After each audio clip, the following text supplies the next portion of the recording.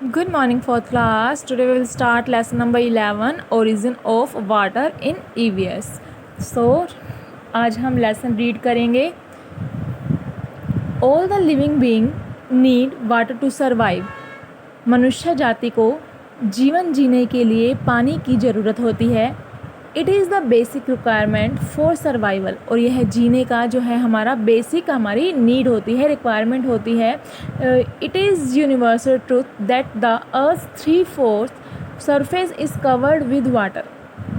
ये सच्चाई है कि पृथ्वी पर 3/4 जो पार्ट है उसका वो पानी से ढका हुआ है. There are several water bodies like ponds, lakes, seas, rivers and streams.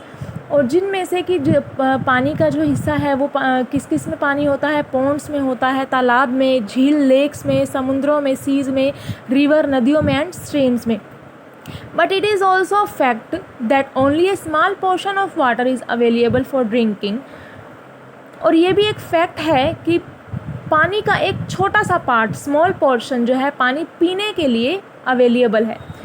The surface of water on the earth are, देखेंगे the sources of water on the earth are, पानी के जो है पृथ्वी पर क्या क्या स्रोत हैं. Rain, the main source of water is rain. पानी का जो मुख्य स्रोत है वो बारिश है.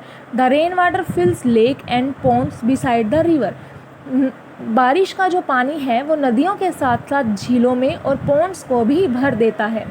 Some quantity of rain water is absorb by the ground. और कुछ जो पानी होता है वो ग्राउंड का जो भूमि है वो एब्जॉर्ब कर लेती है, उसको सोख लेती है. Part of this water is used by the trees and the plants. और जो पानी अंदर जाता है, भूमि के अंदर जाता है, वो ट्रीज़ को और प्लांट्स को मिलता है कुछ पानी उसमें से. The rest of extracted for the use of the human being from the wells and through tubewells and hand pumps. और बाकी जो पानी होता है, जो बारिश का पानी है, जो भूमि के अंदर चला जाता है, वो कुछ तो हमारे प्लांट्स और ट्रीज़ को मिलता है और कुछ हिस्सा जो है वो कुओं में और ट्यूबवेल में और हैंडपम्प में से हमें मिलता है. हैंडपम्प क्या है? It is use for drawing water. To draw out water the handle of the pump is moved up and down.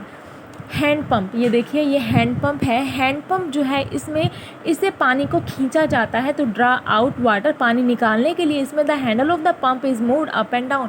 पानी निकालने के लिए इसे ऊपर और नीचे मूव किया जाता है जिसकी वजह से वो पानी आता है. नेक्स्ट है tubewells. The other source of water is tubewell. पानी का जो अलग और जो दूसरा स्रोत है वो है ट्यूबवेल. फॉर ए ट्यूबवेल के लिए जो है एक pipe is put into the ground through the process of boring. Large quantity of water can be drawn by a tubewell.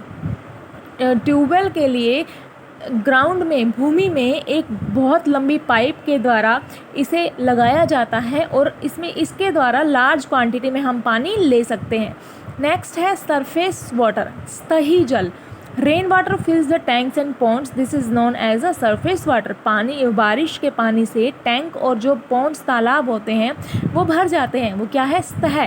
भूमि के अंदर एक सतह बनी हुई होती है, खोद करके वो सतह जो है वो पानी की भर जाती है, जिसमें कि टैंक्स आ गए, पॉन्ड्स हो गए, और ये इसी को ही क्या कहते हैं? Surface water. नेक्स्ट है rivers. Rivers flow from the mountains, hills and other places where it rains a lot. Rivers, नदियां हैं जो है वो कहाँ से बहती है? माउंटेन से, हिल्स से और अदर प्लेसेस से जहाँ पर बारिश बहुत ज़्यादा होती है. There are certain river which flow throughout the year. और कुछ जगहों पर ऐसा होता है कि जो नदियाँ होती हैं वो पूरा साल जो है वो बहती रहती हैं.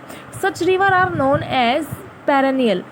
जो ऐसी जो रिवर्स, ऐसी जो नदियाँ होती हैं इन्हें बारहमासी मीन्स पूरा ईयर, हर महीने में वो बहती रहती हैं. Most of the reverse flow from the Himalayas. और ये ऐसी नदियाँ जो वो हिमालय से निकलती हैं.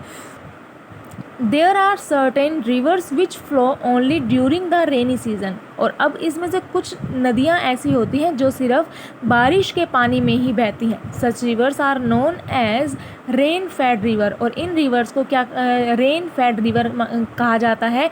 मीन्स ये जो है वो बारिश पे ही डिपेंड करती हैं कि जब बारिश आएगी तभी ही वो भरेंगी और तभी ही उनमें पानी आएगा और वो बहेंगी. They remain dry during month of summer, और ये गर्मियों के मंथ में जो है वो सूखी रहती हैं। Godavari, Kaveri and Krishna are such rivers, इनमें से गोदावरी नदी, कावेरी नदी, कृष्णा नदी ऐसी ही नदियाँ हैं। नेक्स्ट है ponds. A pond is a small water body. Pond जो है, तालाब जो है, वो एक छोटा पानी का एक स्मॉल बॉडी होता है, मतलब छोटा सा हिस्सा होता है। It is filled only during the rainy season, और ये भी बारिश के मौसम में ही भरता है। ए lake is bigger than pond. Lake जो झील होती है वो पॉन्ड से, तालाब से बड़ी होती है। नेक्स्ट है ocean. Seas and oceans are larger water bodies. समुद्र जो है वो पानी के एक बड़ी क्वांटिटी में वहाँ पर पानी इकट्ठा होता है, तो ये लार्जर वाटर बॉडीज़ हैं। They contains saline water which means it is salty and so unsafe for drinking. और इनमें जो है खारा पानी होता है। इसका मतलब है कि जो पानी है वो नमकीन होता है, नमक वाला पानी होता है, जो कि अनसेफ होता है, सेफ़ नहीं होता पीने के लिए। नेक्स्ट है हाइड्रो इलेक्ट्रिसिटी। यहाँ रिमेंबर में इन्होंने एक दे रखा है, is electricity generated through turbines which are of much use.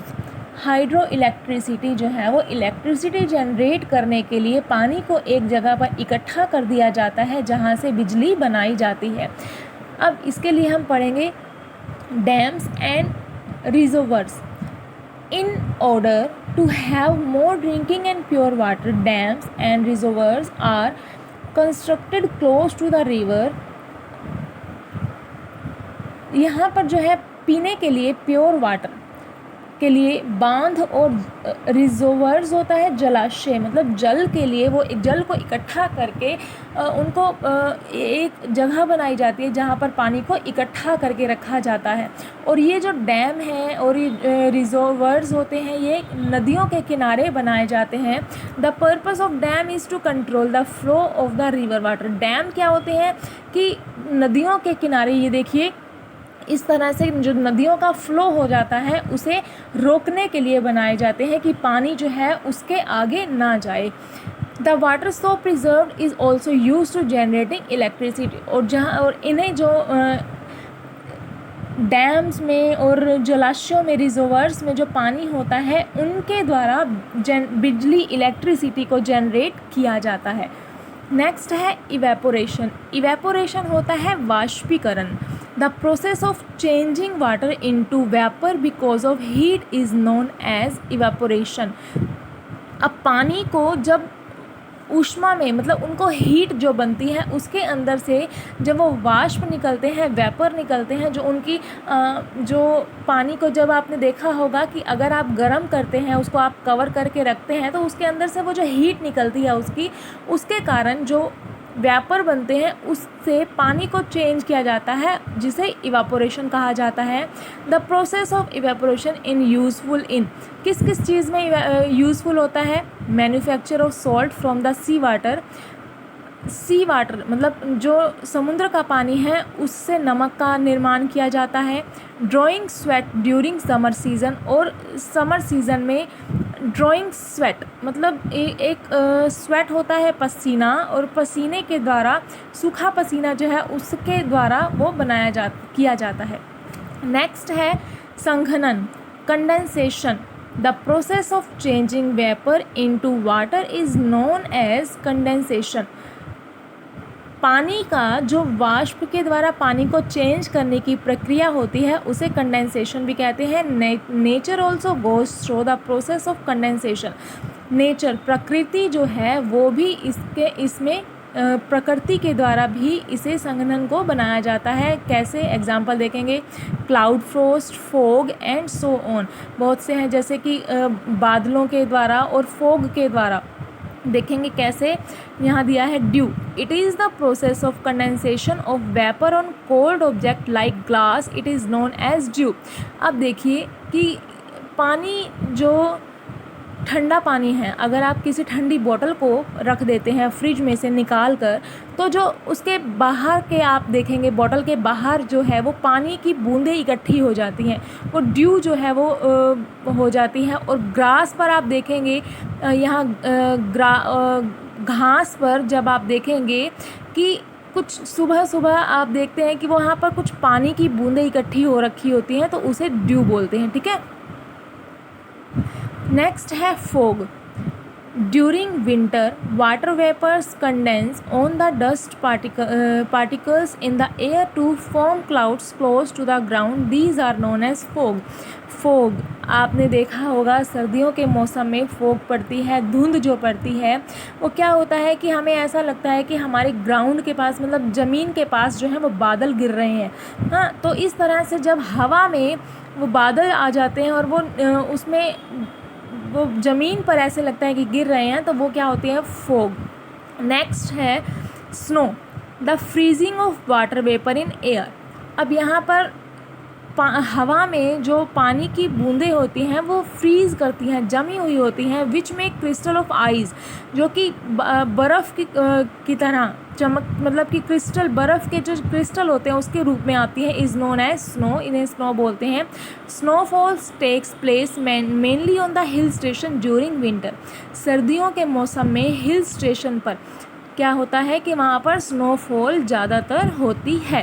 तो ये आपका जो लेसन है ओरिजिन ऑफ वाटर, इसके बारे में आज हमने रीड किया कि हमें पानी के जो सोर्सेज हैं वो हमें कहाँ कहाँ से हमें मिलते हैं।